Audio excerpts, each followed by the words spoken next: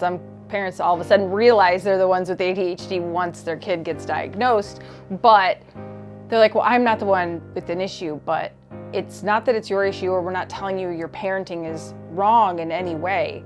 There are just certain tools that you need to understand as their parent in order to parent the child that you have.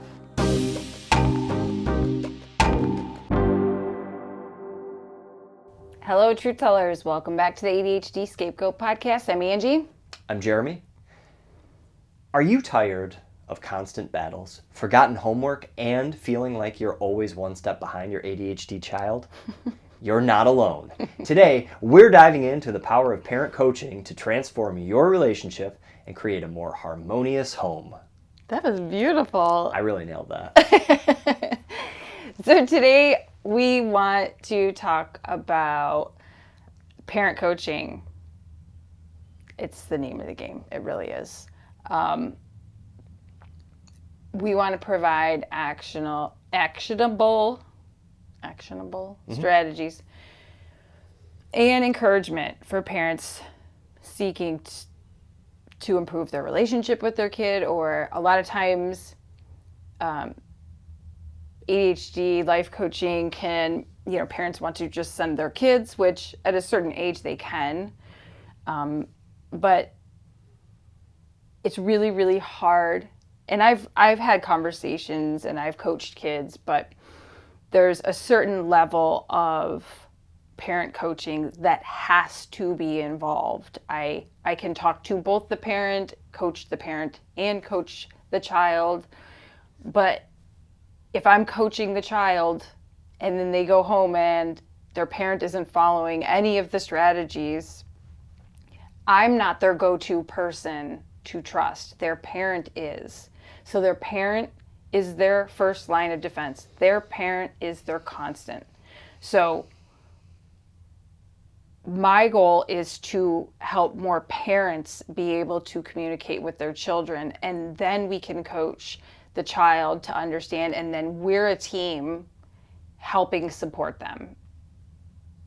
We can also support the teachers at that point, and it becomes this, group of understanding at that point. So, in short, if you are a parent of a child with ADHD, you also need that ADHD coaching. Yes. Thanks for listening. Oh, we're not, okay. This is the...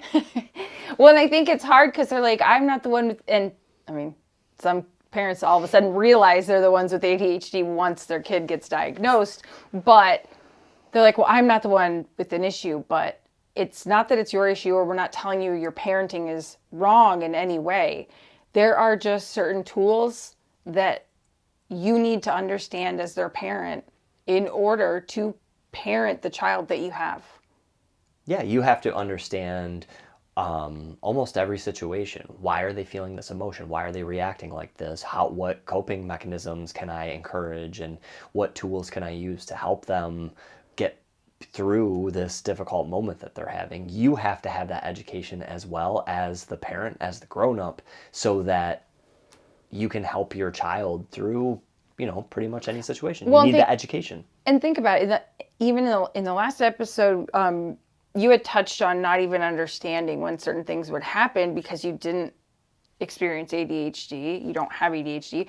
So sometimes things would just completely throw you because you have no idea where this could be coming from, or that they were dysregulated, or, and so whether you're the parent with ADHD or you're the parent without ADHD, the ADHD parent coaching is for you to understand what your child's going through, because your child, it's not their job to show up to make life easier for you. It's their job to grow and be themselves. You are there to support them and help them be the person that they're meant to be. Right. It's like if you plant a garden, you know that the flower needs water to grow. You can't just say, well, the flower needs water. It'll get water. If it wants to survive, it'll find water. It'll rain some days, whatever. No, you need to show up. You need to nurture it. Right. You need to water the plants and help, provide the things that it needs Right. to grow. But it's so funny when you become aware and you start adding in the supports. I think a lot of times there's a pullback from parents going, "Oh, I'm already overwhelmed. I already have so much on my plate." Usually when parents are seeking help for ADHD, whether it's, medication, treatment, or coaching, they're at their wit's end, right? And I understand that. So letting parents know that this coaching and understanding where your kid's coming from will alleviate a lot of those things. Yes, up front it feels like an extra step because it's something different. It's a change, but it's a positive change. And it's a change that will bring connection. So let's jump in. So understanding the ADHD parent-child dynamic, it's like this little dance of negative patterns that just emerge, and you're basically both just reacting to each other. So you're nagging, or you're both frustrated, or there's just little power struggles back and forth. And we've talked about, the authoritative versus authoritarian or permissive styles of parenting, and how like old school rules don't work for ADHD kids. So having those negative patterns, that's showing you that there's a problem, that something needs to change. So a lot of times, emphasizing the importance around what the basis of this neurobiological, disorder that your child has is, it's not just in the behaviors. The behaviors is what everyone responds to. It's not a behavioral problem. It's their biology. It's how their brain works. It's how their nervous system responds. So these kids aren't malicious, and they're not doing things to hurt you. And if that is your stance, I think you need to pause and figure out, why do you feel like the kid is being malicious? And why do you feel like they're intentionally trying to hurt you? That's more about you. And I know that's hard to hear if that's your situation, but really pause, because sometimes we don't even know why these feelings are coming up because we're not exploring them. We're just feeling it, and we feel like our kids should just listen. No. So acknowledge that there's this struggle, and acknowledge that there needs to be compassion for your child, compassion for yourself, that you're even in this struggle, right? And you don't really understand it. So if you haven't listened to our previous episode, we talk about if you have ADHD and your kids have ADHD, that's, there's like, it's kind of a survival guide a little bit, how to manage that. But there is a negative loop that will continue if you don't pause and look at why you as the parent are feeling this way about your child's behavior, instead of actively saying, what is going on with them? What are they going through? What is their experience? If you're just coming from an accusatory place, well, then they're going to get defensive. I remember when I was a kid, I was always defensive because I was always being accused. And I couldn't just sit and agree to something I didn't do just to stop being accused of it. I could not do it. My need for truth and the injustice of the fact that I was being accused of something I didn't do, I used all of my energy to get defensive, right? Which just builds frustration. Right. And yeah. And where are you going? If snowballs. you're attacking your child with accusations when they're telling you that's not what they did, yeah, you need to talk to them about it. Yeah, approach your child in a difficult situation, your ADHD child, with compassion, with empathy, and well, then they'll be more open, and I think you'll reach a solution much. They'll understand that you're there for them. They won't get defensive. Right. They won't feel like they're not heard, especially when you're fighting, feeling like you're not heard. Like when someone's sitting there telling you something you absolutely did not do, you don't feel heard at all. So that frustration will go on and on. So you need to shift your perspective and stress the importance of moving away from that blame with yourself. Say, I need to move away from this blame. Where is this coming from? I'm having this judgment toward my child. I need to move to understanding them. Okay? So some core principles, and obviously I'm not going into full coaching. My coaching is available, but we're just going to give some points that if they hit, then let's reach out and have a deeper conversation. But some core principles of parent coaching, we focus on strengths. So we will talk about the importance of identifying and building on your child's strengths and their interests. And this also relates to positive reinforcement, building their self-esteem. It's not just like pumping your kid up and telling them everything they do is wonderful. You're actually like identifying things that they're really good at and pointing it out, even if it's something small. Or, you know, the progress over perfection model, just see, hey, you did that a lot faster this time. Or, you know, wow, that you tried that twice. Look at that one. That's much nicer, you know, like you really like, and we always ask them, what do you think of your drawing or something, you know? Yeah. What do you think of what you did? Or how do you feel about how you did? So they can express it and then you can build off of that. Yeah. So positive reinforcement. So they're saying something positive about themselves and you're building upon that positivity instead of digging for negative.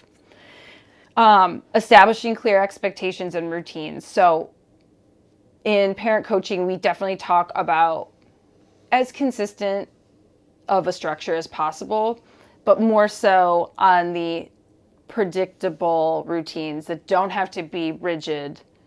Like the rigid consistency model can sometimes feel too boxed in without enough creative room, and we've talked about that, but it's more of a predictable routine. They have expectations around certain timelines of how things are going to move.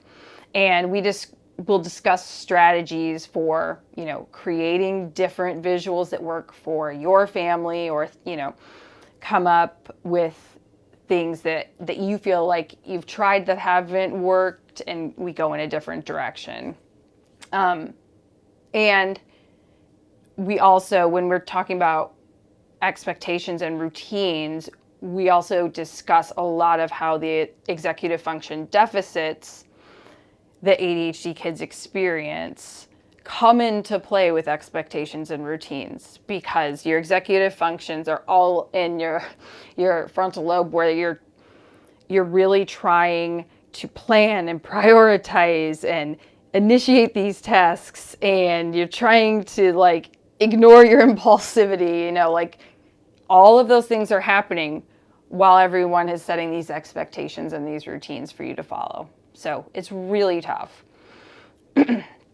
We also will focus on effective communication. So we'll discuss the importance of active listening together and what that looks like, giving clear and concise instructions. And by concise, I mean like really, really lowering your word count, because the working memory of an ADHD child is part of their executive dysfunction. So they're only going to hear the last couple of words, or they're only going to be able to retain a little bit. If you're talking to them with this deep discussion, they're not going to hear it. if they ask you more questions, you can answer those in a deeper way. But bombarding them with all of this logic, whether it's absolutely appropriate or not, just overwhelms them and they don't hear you. That's when they'll start to tune out. So we really work on how we're going to talk to these kids about their expectations around their instructions. Okay, so keep them short. Do you want to get that? Hello? Yeah, what's up?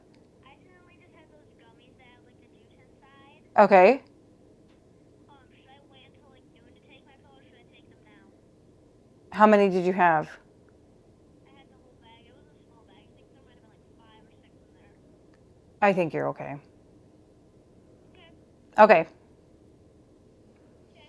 Okay. You just at the nurse, so she told you to call? Yeah. Okay. She told me to call you. He had the gummies with the juice in them, so he wants to make sure he could. Yeah, he's I okay. think he said there was like 5 and 6 in the bag. Yeah, Yeah, I think you're he's okay, fine. honey. All right, love you. Hi. Hi. Yeah, he's okay. Yeah, I think it's a small. It was a small enough bag of those. Yeah. Okay. I love that he's so cautious about it. Yeah, I know he's on top of it. Okay. Yeah, he's good. Thank you. Bye. That was so weird because he was like, "Mom," and I'm like, "What's going on?" So just pick up at the next bullet point because I'll Okay. be able to cut. So just act as though you just finished the other. Okay. Okay. So positive reinforcement and rewards. So the power of positive reinforcement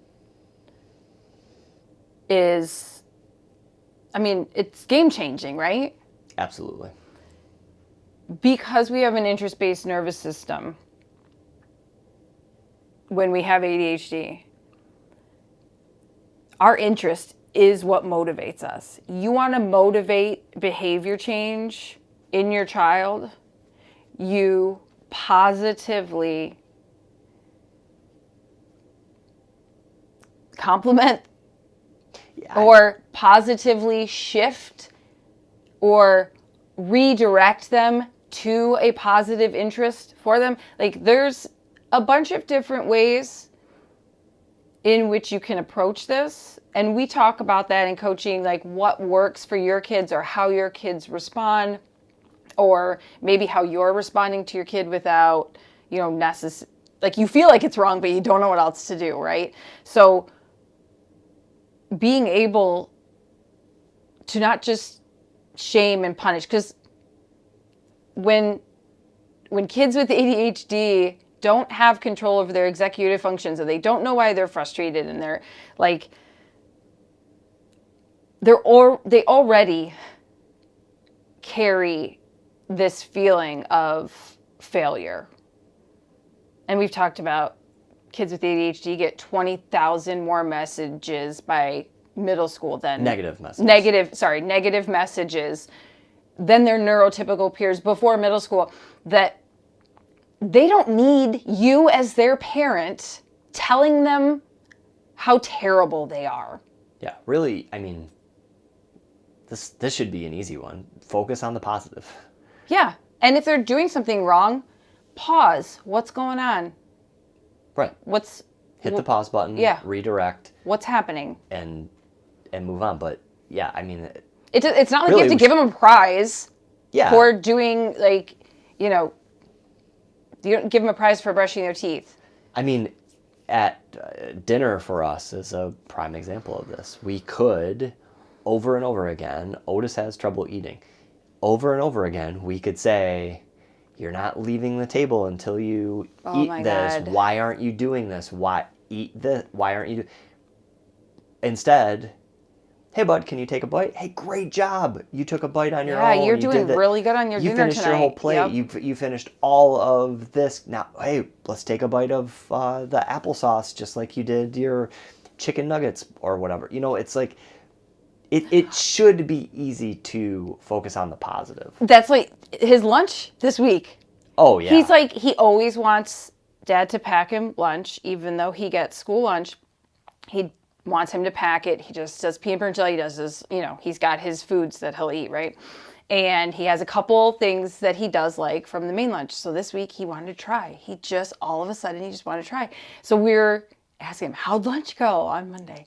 Great. And he's like telling us what he ate. And then next day, you want to try it? And we're like listing what it is. Yeah. Comes back. Yeah, I ate all of that. And part of that, I didn't think I was going to eat that. You know, he's like, yes, good job. You're trying new things. Look at you. That's not like babying him or, you know, it's just a positivity. He's feeling really proud of himself for doing this thing that is hard for him. Mm-hmm. That's it. And he built momentum. And Right. like 3 days in a row, he tried new things at lunch and he actually found that he liked most of them. And so I know. it was a win for everyone. Yeah. That was just an easy one. It was fun to see his excitement when we were like, good job eating your chicken quesadilla. Yeah. I told you that it would be great. Right. I told you you'd like it. Yeah. But it also, it's easy for us because we do it, right? So we Yeah. practice it. But imagine you're taking the perspective of, oh, I'm not going to cheer him on for eating his lunch. He should just eat his lunch. Yeah. Like that attitude. What is that serving? Nothing. Your kid's struggling with something. You need to help them. That's not helping them. So self-regulation for parents is something we definitely work on. So we talk about the importance of, as the parent, managing your own emotions and your stress and looking at, where's this coming from for me? Why is this coming up like that? I mean, I had to do that. I still have to do that sometimes. Why is this coming up? Why is this bothering me? What's getting me frustrated? Because parents need to take breaks. Parents need to practice self-care. I talked about in the last episode with, you know, me having ADHD, but Jeremy doesn't have ADHD and he still has to do those things. Mm-hmm. Because it's just like putting the oxygen mask on yourself first. If you're expecting your child to do something that you can't even do, you're a hypocrite. You have to show up for them by practicing what you preach and speaking kindly to yourself and giving yourself breaks. If you're not allowing that for yourself, it's not going to come naturally for you to do that with your kids. And a lot of times it'll come naturally maybe to do that with your kids, but you're so much harder on yourself. You need to figure out where that's coming from. And that may mean maybe you do parent coaching and you need to add in some therapy for a little while. Or maybe you do the parent coaching and for a while, and then you get your kid in on it. You know, there's different processes that, you know, are for what you need. So specific and practical coaching strategies that we use, time management. We've talked about it before, but really, really, time management is so tough with ADHD kids because, like we said, time is now or not now. That's it. So it's hard for you as the parent to just break it down and say, no, we have to do that right now, and expect them to just drop everything. They have to transition. They need reminders. You have to break down tasks. You have to be able to create different routines that work for your kids, but you don't know that until you understand what you are dealing with. So getting ready for school is sometimes a challenge. Having the kids brush their teeth before school is every day. It's as though they've never brushed their teeth. More so Otis, but it's like he's never brushed his teeth in the history of teeth brushing. And I think what's helped is he knows at 8:55 right. every morning it's time to brush your teeth. So we set timers. We give him sort of a countdown. Otis, it's 8:50. In 5 minutes, you need to go brush your teeth. Okay. Hey, 3 more minutes, then it's time to brush teeth. 2 minutes, 1 minute. Okay, it's 8:55, time to brush teeth. And even then, it's still, but it helps him transition out of the thing that he's occupied with at that time and know, okay, I've got to squeeze in as much as I can Right. before that time. I've even noticed he'll say, okay, I will finish this in, like, one day he said 38 seconds. I almost lost it. I was laughing so hard. I was like, oh, you only have to, and maybe it was like he was playing a game and it said 38 seconds, but I lost it. I was laughing so hard. He's like, I just need 38 seconds. And I was like, oh my God. But I feel like now we've gotten to the point where that first reminder, he hears it, says back how much time he needs, and then he stops what he's doing and he just goes up and brushes his teeth. Yeah. So that's the whole thing, is the reminders at first may feel like a lot. And I have to set reminders to remind myself to remind them, right? Mm-hmm. And I don't have to do that as much anymore. But when you're adding something new into your schedule, you might need to do that. And you need to be compassionate with yourself on these time management things, and everything's not going to be perfect and everything's not going to be exactly on time. You might be late sometimes. Give yourself some grace. But the emotional regulation part for the coaching strategy is huge. So you have to help your child identify their emotions and manage their emotions with deep breathing, different mindfulness techniques that a lot of the ones that work for kids are sensory ones. So naming one thing you can hear, 2 things you can see, different. Yeah. I don't know if we went the right order, but you can pull anything, because usually once you do the first 2, the kids are good. Like yeah. By the time you get to the 5th one, it's like, what are 5 things I can smell? That's where you go. You want to save like smell for that's the last one. Yeah, smell needs to be the one probably, but when you're practicing them yourself, you're able to model that for them. They might see you just sitting over on the couch, taking a deep breath. What's going on? I don't know. I just fell off for a minute. Yeah. You need to clear my head. Oh, cool. I was going to say, a lot of these emotional regulation techniques are especially helpful for the parents. Yeah. Do these, like, you model it for your child, but it makes you feel better. Right. Do your box breathing. Take a 10-second timeout. Go splash cold water on your face. Right. Walk outside for a second and like get some fresh air.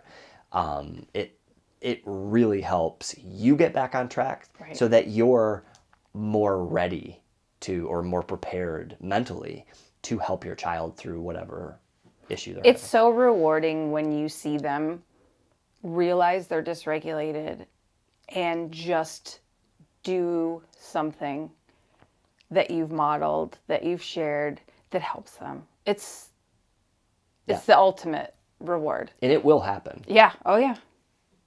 So another coaching specific technique is problem solving. So we help your child break down problems into smaller steps, generate solutions for, whatever scenario they're throwing at you, whether it's a new project out of the blue on the weekend, or if it's, a relationship issue they come to you with.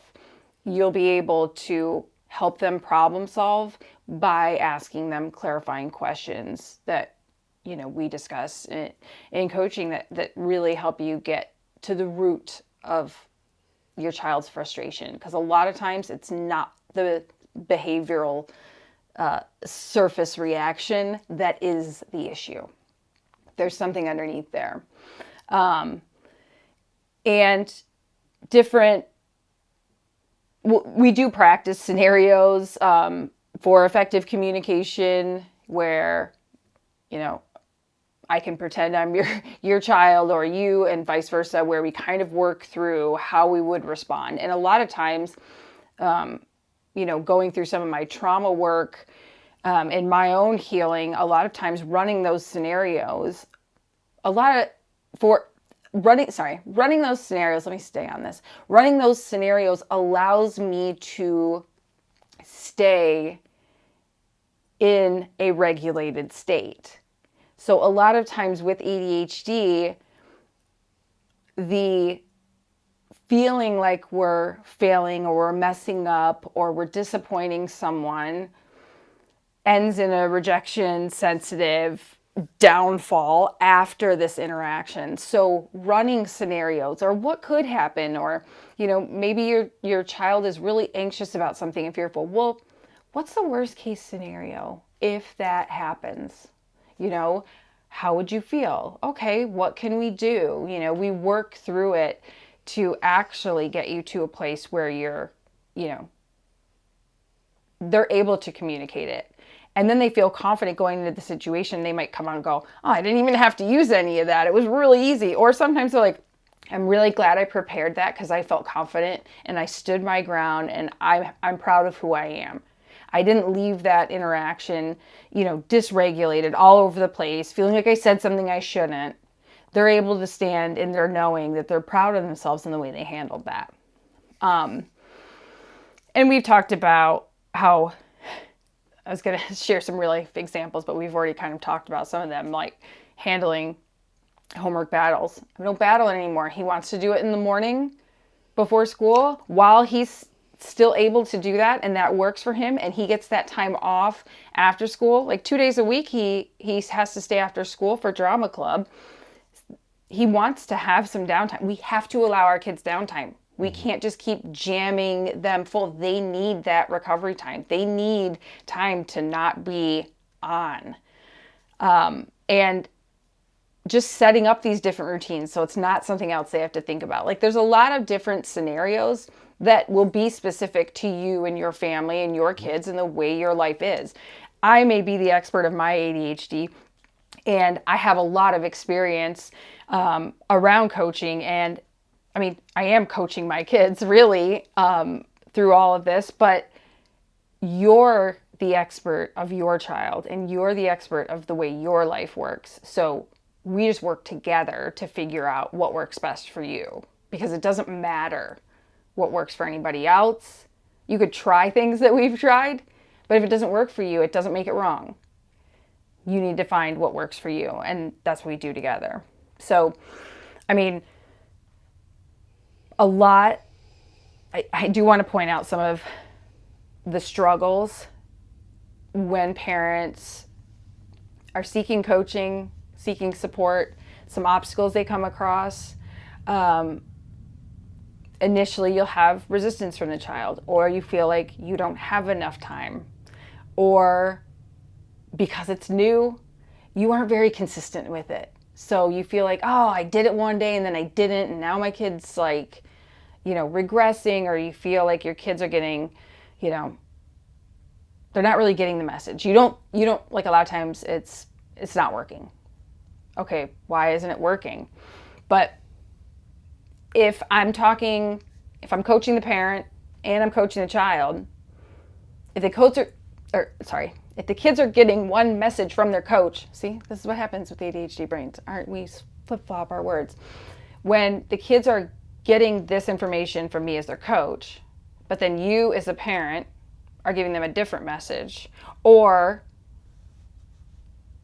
you're just not consistent with that message. So they don't, and this is where ADHD kids and our intuition and understand, we need to know the whys. We need to understand what's going on. The kids might be like, is mom telling the truth? Because sometimes she says that, but she doesn't always say that. And the coach says it all the time. That doesn't mean you're wrong. You're getting used to it. And that's another way, a place where you can say, hey, I know I haven't been as consistent with this. I really like this, but it's new for me too. So I'm just learning. So I think I've made some mistakes here, but I'm really working hard at it. And saying that to your kid. And they'll see, oh man, she really is. She cares. She's working hard at this. She really wants to support me. And you're modeling that it's okay to make mistakes. Right. And it's a new thing. Yeah. It's a new thing. I'm not going to always get it right. right?